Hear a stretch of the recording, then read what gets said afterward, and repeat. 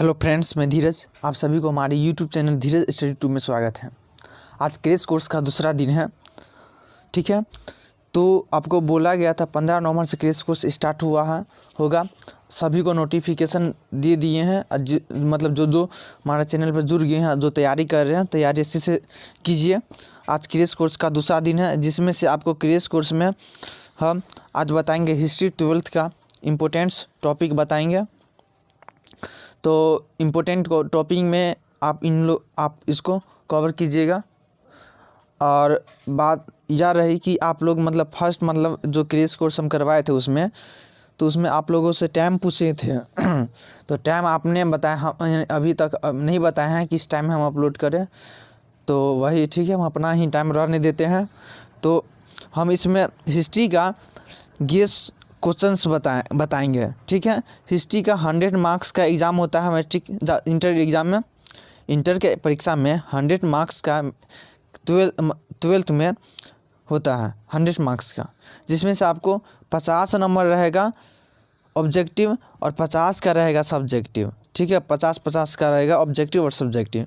तो 50 में से अब इस बार सिंपल कर दिया एग्ज़ाम को कि 50 में ऑब्जेक्टिव में से आपको 60 वहाँ ऑप्शन रहेगा। 60 ऑप्शन में से आपको 85 का बनाना है, ठीक है।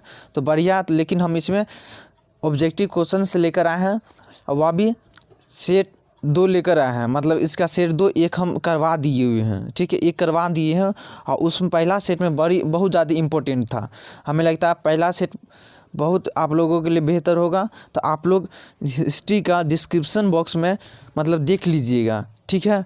तो इसका डिस्क्रिप्शन बॉक्स में हम लिंक्स डाल देंगे। सभी सब्जेक्ट जो सब्जेक्ट पढ़ाए हैं वह भी सब्जेक्ट आप पढ़ लीजिएगा। तो चलिए, हम हिस्ट्री का गेस क्वेश्चंस ये हम तैयार किए हैं। बहुत मेहनत लगा है। आप लोग मन लगाकर पढ़िए। यहाँ पर बताएंगे ऑब्जेक्टिव क्वेश्चंस एंड आंसर्स, वह भी मोस्ट भी आई है ये। और ये देख ही लीजिएगा, हम आपको गेस क्वेश्चन करके ऐसा 5 सेट देंगे, कम से कम 5 सेट देंगे। 5 सेट में से 100% है, और हम गारंटी लिए हैं आप लोगों का। गारंटी के साथ बोलते हैं कि आपको 50 में से 50 मार्क्स आएगा। हम 50 मार्क्स दिलाए हुए हैं सभी को। हम उससे पहले भी हम 50 मार्क्स इंटर में दिलाए हुए, 50 में से 50 ऑब्जेक्टिव का। तो आप ध्यान रखिएगा, हम गारंटी लिए हैं तो गारंटी हम पूरा करते हैं। इसलिए आप लोग यदि 50 मार्क्स लाना चाहते हैं ऑब्जेक्टिव का, 50 में 50, तो हमारे चैनल पर जुड़ जाइए और उसी से लाइए, ठीक है। तो हम चलते हैं प्रश्न 1 पे। प्रश्न 1 बोल रहा है कि मोहनजोदड़ो का उत्खनन किया गया था। मोहनजोदड़ो का उत्खनन कब किया गया था? तो मोहनजोदड़ो का उत्खनन कब किया, मोहनजोदड़ो का उत्खनन किया था तो किसने किया था बोलना है। तो मोहनजोदड़ो का उत्खनन R.D. बनर्जी, जिसको R.D. राखल दास बनर्जी ने सन 1922 ईस्वी में किया था। मोहनजोदड़ो का अर्थ होता है मुर्दों का टीला, ठीक है। वह अभी पाकिस्तान के सिंध प्रांत में स्थित है। दूसरा नंबर प्रश्न बोल रहा है कि प्राचीन भारत में धर्म की शुरुआत किस शासक ने किया था? प्राचीन भारत में धर्म की शुरुआत किस शासक ने किया था? तो धर्म एक नीति है अशोक के द्वारा। प्राचीन भारत में धर्म की शुरुआत अशोक ने चलाया था। धर्म ये 2वां और 7वां जो स्तंभ लेख है, कि किसका? तो अशोक का। वह अशोक कि धर्म के नीति से बताया है कि साधुता, अच्छे कार्य करना, पाप रहित कार्य करना, दूसरे की मदद करना, ये सब बताया है। अच्छे मार्ग बताए हैं धर्म के द्वारा। पहले लड़ाई होता था तो उसमें बहुत ज़्यादा मार काट, बहुत ज़्यादा नुकसान हो जाता था। तो अशोक ने धर्म की नीति अपनाया, ठीक है। तीसरा नंबर प्रश्न बोल रहा है पाकिस्तान शब्द किसने दिया? तो पाकिस्तान शब्द चौधरी रहमत अली ने दिया। चौधरी रहमत अली सन 1933 में कैम्ब्रिज विश्वविद्यालय के एक छात्र चौधरी रहमत अली थे, उसने पाकिस्तान शब्द दिए। चौथा नंबर प्रश्न बोल रहा है 1919 के अधिनियम को क्या कहा जाता है? तो ऑप्शन के हिसाब से 1919 के अधिनियम को मॉन्टेग्यू चेम्सफोर्ड सुधार एक्ट कहा जाता है। मॉन्टेग्यू चेम्सफोर्ड सुधार एक्ट होता है। ये क्या होता है? तो मॉन्टेग्यू चेम्सफोर्ड सुधार एक्ट जो भारत सरकार अधिनियम 1919 यूनाइटेड किंगडम से संसद द्वारा पारित किया गया था। ठीक है, मतलब भारत सरकार अधिनियम 1919 यूनाइटेड किंगडम के संसद द्वारा पारित किया गया था, क्योंकि उस समय मॉन्टेग्यू भारत का सचिव था। मॉन्टेग्यू भारत का सचिव था और चेम्सफोर्ड भारत के वसराय थे। ठीक है, 5 नंबर प्रश्न बोल रहा है जजिया किससे लिया जाता था? तो जजिया जिम्मियों से लिया जाता है। अब जिम्मियों कौन है? तो जजिया मतलब कि 450 साल पहले, लगभग 450 साल पहले मुगल शासक अकबर ने जजिया कर को ख़त्म किया था, क्योंकि जजिया कर ऐसा कर था जो मंदिर मस्जिदों में जाते थे, जो लोग दर्शन करने के पुजारी भक्त थे, उन लोगों से मतलब कि पैसा लेते थे, कर लेते थे। जिम्मियों लोग अर्थात जिम्मियों लोगों से कर लेते, लेकिन यह मुस्लिम रहित था, मतलब गैर मुस्लिम से नहीं लेते थे। तो उसने अकबर ने जजिया कर को ख़त्म 450 साल पहले ही कर दिए।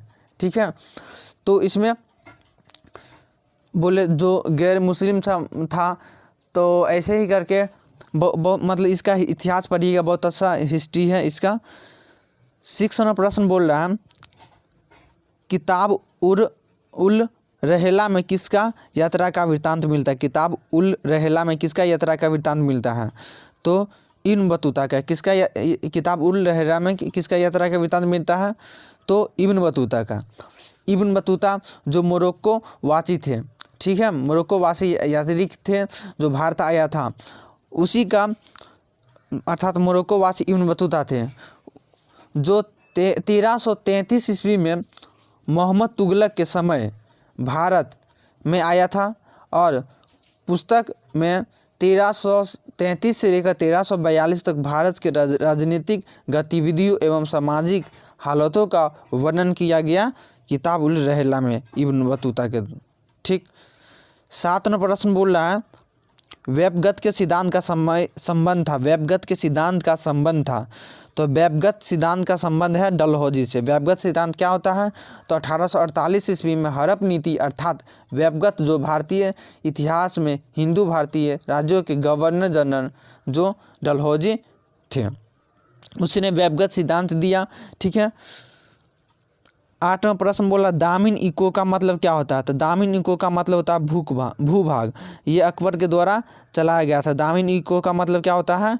तो भूभाग। ठीक है, ऑप्शन ए होगा। हम थोड़ा विस्तार में बताते हैं, इसलिए आप विस्तार में नहीं बताते हैं, तो 60 ऑब्जेक्टिव लंबा वीडियो बन जाएगा। यदि आप लोग विस्तार में जानना चाहते हैं तो हमें कमेंट करके बोल दीजिएगा, तो हम अगले वीडियो में फिर से पूरा विस्तार पूर्वक बताएंगे। तो चलते हैं अगले प्रश्न पे। कोलकाता में सर्वोच्च न्यायालय की स्थापना कब हुई थी? तो कोलकाता में सर्वोच्च की न्यायालय की स्थापना 1773 ईस्वी को हुआ था। 10 नंबर प्रश्न बोल रहा महाभारत में गंगा पुत्र के नाम से किसे जाना जाता है? तो गंगा पुत्र के नाम से महाभारत में भीष्म को कहा जाता है गंगा पुत्र। बहुत इंपॉर्टेंट है, जितने भी हम करवा रहे हैं सब एग्जाम में पूछा गया। ठीक है, तो हम इम्पोर्टेंट ही करवा रहे हैं, इसलिए सब ऑब्जेक्टिव को ध्यान से लीजिएगा, नहीं हो तो कॉपी में नोट कर लीजिएगा। 11 नंबर प्रश्न बोल रहा है मनुस्मृति में कितने प्रकार का विवाह का उल्लेख किया गया? मनुस्मृति में ये मनु द्वारा लिखा गया था, जिसमें ब्राह्मण के बारे में इसमें लिखा गया, और इसमें छोट जाति का मतलब दुर्व्यवहार किया गया, स्त्री का व्यवहार किया है मनुस्मृति में। तो इसमें कितने प्रकार का विवाह का उल्लेख किया गया है? तो इसमें 8 प्रकार का विवाह का मनुस्मृति में उल्लेख किया गया, ऑप्शन सी होगा। ठीक है, 12 नंबर प्रश्न बोल रहा है महात्मा गांधी ने पहला किसान आंदोलन कहाँ शुरू किया था? तो महात्मा गांधी ने पहला किसान आंदोलन चंपारण, बिहार के चंपारण में शुरू किया था। 13 नंबर प्रश्न बोल रहा है तहकीक-ए-हिंद में किसका यात्रा का वृत्तांत मिलता है? तहकीक-ए-हिंद में किसका यात्रा का वृत्तांत मिलता है? तो तहकीक-ए-हिंद में अल-बरूनी का यात्रा का वृत्तांत मिलता है। ठीक है, तो तहकीक हिंदी में किसका यात्रा का वृत्तांत मिलता है? तो अल-बरूनी का। 14 नंबर प्रश्न बोल रहा चौथी बौद्ध परिषद किस शासक के काल में हुई थी? चौथी बौद्ध परिषद किस शासक के काल में हुई थी? तो चौथी बौद्ध परिषद किस शासक के काल में हुई थी? तो वह कनिष्क के काल में चौथी बौद्ध परिषद हुई थी। 15 नंबर प्रश्न बोला कबीर के शिष्य थे, कबीर के शिष्य थे मतलब कबीर शिष्य थे किसके, तो कबीर रामानंद के शिष्य थे, रामानंद के शिष्य कबीर थे। ठीक है, बहुत इंपॉर्टेंट प्रश्न है। तंबाकू का सेवन सर्वप्रथम किस मुगल सम्राट ने किया था, तंबाकू सबसे पहले खाना किस मुगल शासक ने किया था, तो वह अकबर। और तंबाकू पर सर्वप्रथम जो बैंड लगाया वह कौन लगाया, तो जहांगीर ने लगाया। तो याद रखिएगा सर्वप्रथम मुगल और इस पर प्रतिबंध लगाया तो जहांगीर। 17 नंबर प्रश्न बोला त्रिपिटक साहित्य का संबंध है, तो त्रिपिटक साहित्य एक बौद्ध धर्म से लिया गया है और त्रिपिटक साहित्य में बौद्ध धर्म के बारे में बताया गया है। ठीक है, तो त्रिपिटक साहित्य बौद्ध धर्म से संबंधित है। 18 नंबर प्रश्न बोल रहा उत्तर भारत में भक्ति आंदोलन किसने आरंभ किया, उत्तर भारत में भक्ति आंदोलन किसने आरंभ किया, तो ये रामानंद जी ने उत्तर भारत में भक्ति आंदोलन आरंभ किया। 19 नंबर प्रश्न बोला चौरी चौरा कांड कब हुआ था, तो बहुत इतिहास की बड़ी घटना था ये। तो चौरी चौरा कांड कब हुआ था, तो चौरी चौरा कांड 4 फरवरी 1922 ईस्वी को हुआ था, 4 फरवरी 1922 ईस्वी को। 20 नंबर प्रश्न बोला महात्मा गांधी के राजनीतिक गुरु कौन थे, तो महात्मा गांधी के राजनीतिक गुरु गोपाल कृष्ण गोखले थे, महात्मा गांधी के राजनीतिक गुरु गोपाल कृष्ण गोखले। ठीक। 21 नंबर प्रश्न बोला लोथल कहाँ स्थित है, लोथल कहाँ स्थित है, तो लोथल गुजरात में स्थित है, लोथल कहाँ स्थित है, तो लोथल आपका गुजरात में स्थित है। 22 नंबर प्रश्न बोला विक्टोरिया टर्मिनस किस शैली की इमारत है, विक्टोरिया टर्मिनस किस शैली की इमारत है, तो विक्टोरिया टर्मिनस इंडो सारा सैनिक शैली की इमारत है, विक्टोरिया टर्मिनस इंडो सारा सैनिक शैली की इमारत है। 23 नंबर प्रश्न बोला प्रसिद्ध विरूपाक्ष मंदिर कहाँ स्थित है, तो विरूपाक्ष मंदिर आपका हम्पी में, विजयनगर के हम्पी में स्थित है। 24 नंबर प्रश्न बोला विजयनगर का महानतम शासक कौन था, तो विजयनगर का महानतम शासक कृष्णदेव राय थे, बहुत बढ़िया है कृष्णदेव राय। तो विजयनगर का महानतम शासक कौन था, तो कृष्णदेव राय। 25 नंबर प्रश्न बोल रहा सर्वप्रथम विजयनगर की यात्रा पर आने वाला विदेशी यात्री कौन था, सबसे पहले विजयनगर की यात्रा पर आने वाला विदेशी यात्री कौन था, तो अब्दुल रज्जाक विजयनगर की यात्रा पर पहले आने वाला विदेशी यात्री था। 26 नंबर प्रश्न बोल रहा है हम्पी के भग्नावशेषों को प्रकाश में कौन लाया, हम्पी के भग्नावशेषों को प्रकाश में कौन लाया, तो कॉलिन मैकेंजी ने हम्पी के भग्नावशेषों को प्रकाश में लाया। 27 नंबर प्रश्न बोल रहा है अस्थायी व्यवस्था किस गवर्नर जनरल की नीति है, अस्थायी व्यवस्था किस गवर्नर जनरल की नीति है, तो अस्थायी व्यवस्था आपको कर्नवालिस के द्वारा लागू किया गया था 1337 ईस्वी में। तो कर्नवालिस की अस्थायी व्यवस्था ये गवर्नर जनरल की एक नीति है। 28 नंबर प्रश्न बोला पूर्ण स्वराज्य की घोषणा कहाँ हुई थी, पूर्ण स्वराज्य की घोषणा, तो पूर्ण स्वराज्य की घोषणा लाहौर में किया गया था, पूर्ण स्वराज्य की घोषणा लाहौर में हुआ था।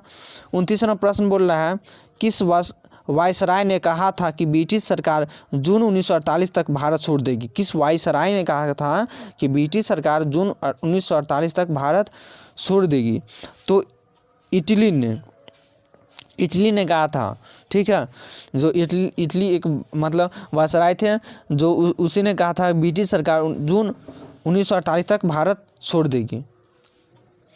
30 नंबर प्रश्न बोल रहा है तुम मुझे खून दो मैं तुझे आज़ादी दूंगा, तुम मुझे खून दो मैं तुझे आज़ादी दूंगा किसने कहा था, तो आप सभी को पता होगा तुम मुझे खून दो मैं तुझे आज़ादी दूंगा, तो सुभाष चंद्र बोस ने ये नारा दिया था तुम मुझे खून दो मैं तुझे आज़ादी दूंगा।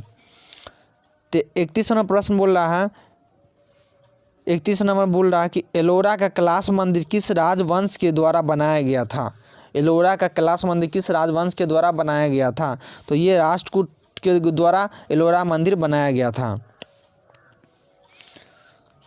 32 नंबर प्रश्न बोला बंगाल में द्वैत शासन लागू करने का श्रेय किसे कहा जाता है, किसे जाता है, बंगाल में द्वैत शासन लागू करने का श्रेय किसे जाता है, तो ये क्लाइव थे वह बंगाल में द्वैत शासन लागू किया था। 33 नंबर प्रश्न बोला प्रयाग प्रशस्ति में किस शासक की विजयों का वर्णन किया गया था? प्रयाग प्रशस्ति में किस शासक का विजयों का वर्णन किया गया है? तो समुद्रगुप्त को प्रयाग प्रशस्ति में, मतलब समुद्रगुप्त है ना, वह शासक विजय प्रयाग प्रशस्ति में किया गया था। यही शासक मतलब विजयी हुए थे, तो इन्हीं के बारे में प्रयाग प्रशस्ति में लिखा गया जो हरिश्चंद्र ने लिखे थे। 34वां प्रश्न बोलने से पहले आपसे एक विनती करेंगे, जो हमारे चैनल पे है अभी तक सब्सक्राइब नहीं किए वह हमारे चैनल को सब्सक्राइब कर लीजिए, क्योंकि 2020 एग्ज़ाम के लिए क्रेज कोर्स हम स्टार्ट किए हुए हैं। 2020 एग्ज़ाम में हमको बोले हुए गारंटी हम लिए हैं, सभी सब्जेक्ट का हम ही कवर करवाएंगे, अच्छे मार्क्स मतलब दिलवाएंगे, और वह भी 400 प्लस दिलवाएंगे। और चूँकि ये सभी हम ये इतना 400 प्लस मार्क्स खुद अचीव पहले किए हुए थे और बहुतों को करवाए हुए हैं, तो इसलिए आप लोग विश्वास कीजिए और चैनल पर जुड़ जाइए। और यदि इसका PDF लेना चाहते हैं तो हमारे व्हाट्सएप लिंक दिया हुआ है ग्रुप में, मतलब डिस्क्रिप्शन बॉक्स में, तो डिस्क्रिप्शन बॉक्स में व्हाट्सएप लिंक के द्वारा मेरे ग्रुप में जुड़ जाइए और ये अपने दोस्तों को भी शेयर कीजिए। आपको 2 सेकंड मात्र लगेंगे, 2 सेकंड लगेंगे अपने दोस्तों को शेयर करने में, तो इतना तो कर सकते हैं, उससे हमें फ़ायदा होगा। हम आपके लिए एक वीडियो बनाने में, इस वीडियो को बनाने में हमें लगभग 6 से 7 घंटा लग जाता है, तो इसलिए आप लोग बस 2 सेकंड, हम 6 से 7 घंटा निकालते हैं आप लोगों के लिए एक वीडियो बनाने के लिए, तो आप मेरे लिए बस 2 सेकंड निकालिए और अपने दोस्तों को भी शेयर कीजिए, ठीक है। 34वां प्रश्न बोल रहा है, 34वां बोल रहा है, तेनाली रामा का संबंध किस राजवंश से है? तेनाली रामा का संबंध किस राजवंश से है? तो तेनाली रामा का संबंध विजयनगर राजवंश से है। तेनाली रामा विजयनगर से संबंधित से। 35वां प्रश्न बोला, अशोक के कलिंग विजय का उल्लेख किस शिलालेख में है? तो अशोक के कलिंग विजय का उल्लेख आपको 13वें में, अशोक के द्वारा उल्लेख लिखा गया था 13वें में कलिंग विजय के बारे में बताया गया है। इसी में धम्म नीति अपनाया गया था अशोक, बहुत इंपॉर्टेंट है। 36वां प्रश्न बोला, गंगा पुत्र किसे कहा जाता है? तो गंगा पुत्र भीष्म को कहा जाता है। पहले भी एक क्वेश्चन थोड़ा उलट के आया था, पहले ऑप्शन मतलब कि 1 से 20 के तक में क्वेश्चन में बताया गया था। 37 नंबर बोलना प्रश्न, दिल्ली के जामा मस्जिद का निर्माण किसके काल में हुआ था? दिल्ली के जामा मस्जिद का निर्माण किसके शासनकाल में हुआ था?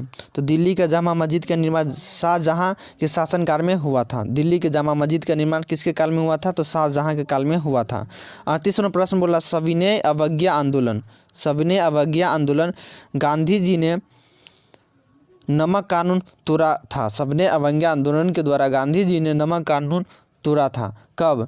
तो सविनय अवज्ञा आंदोलन के द्वारा जो नमक कानून तोड़ा गया था वह 6 अप्रैल 1930 ईस्वी को तोड़ा गया था। याद रखिएगा, बहुत इंपॉर्टेंट है, पूछा गया कितने बार एग्जाम में। 39वां प्रश्न बोला, गुप्त वंश के किस शासक को भारत का नेपोलियन कहा जाता है? तो ये भी क्वेश्चन पहले पूछा गया था और अलग तरीके से, इसमें अलग तरीके से पूछा गया था। गुप्त वंश के किस शासक को भारत का नेपोलियन कहा जाता है? तो समुद्रगुप्त को भारत का नेपोलियन कहा जाता है, ऑप्शन बी होगा। 40वां प्रश्न बोला, गेटवे ऑफ इंडिया का निर्माण कब हुआ था? तो गेटवे ऑफ इंडिया का निर्माण 1911 ईस्वी को हुआ था। गेटवे ऑफ इंडिया का निर्माण 1911 ईस्वी को हुआ था। 41वां प्रश्न बोला, निम्नलिखित में कौन सा एक आंदोलन दांडी मार्च से शुरू हुआ था? तो दांडी मार्च से कौन सा आंदोलन शुरू हुआ था? तो सविनय अवज्ञा आंदोलन, ये दांडी मार्च से शुरू हुआ था, ठीक है। तो 41 नंबर का प्रश्न ऑप्शन बी होगा। 42 का बोला, साइमन कमीशन भारत कब आया था? तो साइमन कमीशन भारत 1928 ईस्वी को आया हुआ था। साइमन कमीशन भारत कब आया था? तो 1928 ईस्वी को आया था। 43वां प्रश्न बोल रहा है कि भारत का अंतिम मुगल शासक कौन था? भारत का अंतिम मुगल शासक कौन था? तो भारत का अंतिम मुगल शासक बहादुर शाह जफर था, ये भारत का अंतिम मुगल शासक था। 44वां प्रश्न बोल रहा है, बीजक में किस उपदेश संग्रहित है? बीजक में किस उपदेश संग्रहित है? किसका उपदेश संग्रहित है? तो बीजक में कबीर का उपदेश संग्रहित है। बीजक में कबीर का उपदेश संग्रहित है। हम इस पे सभी सब्जेक्ट का ऑब्जेक्टिव सब्जेक्टिव टोटल टेस्ट के द्वारा सब मतलब कि चैनल पे लिया जाएगा। आप जितना वीडियो देख रहे हैं ना, सभी का हम टेस्ट भी लेंगे। लगभग 4 से 5 सेट कंप्लीट करने के बाद आपको एक टेस्ट लेंगे, देखेंगे कौन कितना बना पाते हैं। इसलिए इस सबको देखिए, इम्पोर्टेंट है। ठीक है, 45वां प्रश्न बोल रहा है जालियांवाला बाग हत्याकांड कब हुआ था? तो जालियांवाला बाग हत्याकांड 13 अप्रैल 1919 को हुआ था। ये इतिहास की भी बहुत बड़ी घटना है, जालियांवाला बाग हत्याकांड। तो 13 अप्रैल 1919 को हुआ था। 40वां प्रश्न बोला, भारतीय राष्ट्रीय कांग्रेस की पहली महिला अध्यक्ष कौन थी? भारतीय राष्ट्रीय कांग्रेस की पहली महिला अध्यक्ष कौन थी? तो भारतीय राष्ट्रीय कांग्रेस की पहली महिला अध्यक्ष एनी बेसेंट थी। एनी बेसेंट ये महिला अध्यक्ष थी भारतीय राष्ट्रीय कांग्रेस की। 47वां प्रश्न बोला, शेरशाह का मकबरा कहाँ स्थित है? तो शेरशाह का मकबरा सासाराम स्थित है। सासाराम में शेरशाह का मकबरा स्थित है। 48वां प्रश्न बोला, बाबरनामा की रचना किसने की? तो बाबरनामा की रचना बाबर ने की। बाबरनामा की रचना किसने की? तो बाबरनामा की रचना बाबर ने की। 49वां प्रश्न बोला, शेख सलीम चिश्ती की दरगाह कहाँ स्थित है? तो शेख सलीम चिश्ती की दरगाह कहाँ स्थित है? तो फतेहपुर सिकरी में शेख सलीम चिश्ती की दरगाह स्थित है, फतेहपुर सिकरी में। 50वां प्रश्न बोला, पुष्टि मार्ग का संबंध किससे संबंधित है? पुष्टि मार्ग का संबंध किससे संबंधित है? तो ये वल्लभाचार्य से पुष्टि मार्ग का संबंध संबंधित है। 51वां प्रश्न बोला, स्थापत्य कला का संबंध है। स्थापत्य कला का संबंध किससे है? तो ये भवन निर्माण से। स्थापत्य मतलब स्थापना करना अर्थात भवन का निर्माण करना, तो ये भवन निर्माण कला से स्थापत्य कला का निर्माण। 52वां प्रश्न बोला, किसान आंदोलन के नेता और समाजवादी विचारधारा के पोषक थे। किसान आंदोलन के नेता और समाजवादी विचारधारा के पोषक थे, तो ये NG रंगा थे। NG रंगा ये किसान आंदोलन के नेता और समाजवादी विचारधारा के पोषक थे। 53वां प्रश्न बोल रहा है, मुगल कालीन सर्वाधिक उपजाऊ भूमि कौन सी थी? मुगल कालीन सर्वाधिक उपजाऊ भूमि कौन सी थी? तो मुगल कालीन सर्वाधिक उपजाऊ भूमि पोलज, ये पोलज थी। मुगल कालीन सर्वाधिक उपजाऊ भूमि पोलज थी। 54वां प्रश्न बोल रहा है, भारत आने वाला प्रथम यूरोपियन कौन थे? भारत आने वाला प्रथम यूरोपियन कौन थे? तो ये पुर्तगाली थे, जो मसाला व्यापारी के द्वारा भारत आया था। प्रथम आने वाला व्यापारी यूरोपियन पुर्तगाली थे। ठीक। 55वां प्रश्न बोला, बंगाल और बिहार में अस्थायी बंदोबस्त शुरू करने का श्रेय किसे जाता है? बंगाल और बिहार में अस्थायी बंदोबस्त शुरू करने का श्रेय किसे जाता है? तो ये लॉर्ड कॉर्नवालिस को बंगाल और बिहार में अस्थायी बंदोबस्त शुरू करने का श्रेय दिया जाता है। 56वां प्रश्न बोल रहा है, मेगास्थनीज कौन था? तो मेगास्थनीज आपको मेगास्थनीज एक यात्री थे। मेगास्थनीज कौन थे? तो मेगास्थनीज एक यात्री थे। 57वां प्रश्न बोला, निजामुद्दीन औलिया किस सूफी सिलसिले से संबंधित है? निजामुद्दीन औलिया किस सिलसिले से संबंधित है? ये चिश्ती से संबंधित है, चिश्ती से संबंधित है। 58वां प्रश्न बोल रहा है, 1857 के विद्रोह के समय भारत का गवर्नर जनरल कौन था? 1857 के विद्रोह के समय भारत का गवर्नर जनरल कौन था? तो लॉर्ड कैनिंग 1857 के विद्रोह के समय भारत का गवर्नर जनरल था, लॉर्ड कैनिंग। 59वां प्रश्न बोला है, कनिष्क का राज्यारोहण कब हुआ था? तो ये 78 ईस्वी में हुआ था। कनिष्क का राज्यारोहण 78वीं ईस्वी में हुआ था। और ऑब्जेक्टिव का लास्ट प्रश्न बोल रहा है कि स्तूप का संबंध किस धर्म से है? स्तूप का संबंध किस धर्म से है? तो स्तूप का संबंध आपको बौद्ध धर्म से है। होमवर्क भी देंगे आपको। ये पहले स्तूप का संबंध बौद्ध धर्म से है। एक होमवर्क आपको नेट से आप कोई भी नेट या किसी का सहारा नहीं लेना, आप अपना मन से जवाब देना है। प्रश्न बोल रहा है, माता के नाम से पुत्रों के नामकरण की परंपरा किस राजवंश में प्रस्तावित की गई थी? माता के नाम से पुत्रों को कॉपी में नोट कर लीजिए, ये हमें कमेंट करके बताइएगा। माता के नाम से पुत्रों की नामकरण की परंपरा किस राजवंश में प्रस्तावित किया गया था?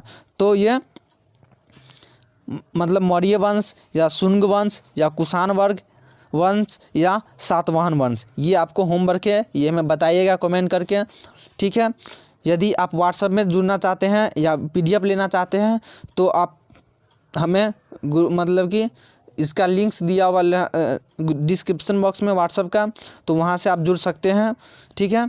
और उसके बाद PDF लेना चाहते हैं तो वहाँ पे ग्रुप में जुड़ के वहाँ पे हमें मैसेज कीजिएगा, हम आपको PDF प्रोवाइड कर देंगे। सभी सब्जेक्ट का तैयारी करने के लिए चैनल पे जुड़ जाइए और अपने दोस्तों को 2 सेकंड निकाल के कम से कम शेयर कीजिए। आप देखते ही होंगे कभी किसी का व्हाट्सएप ग्रुप में या फेसबुक पर शेयर होता है, तो इसी तरह आप शेयर भी कीजिए। धन्यवाद।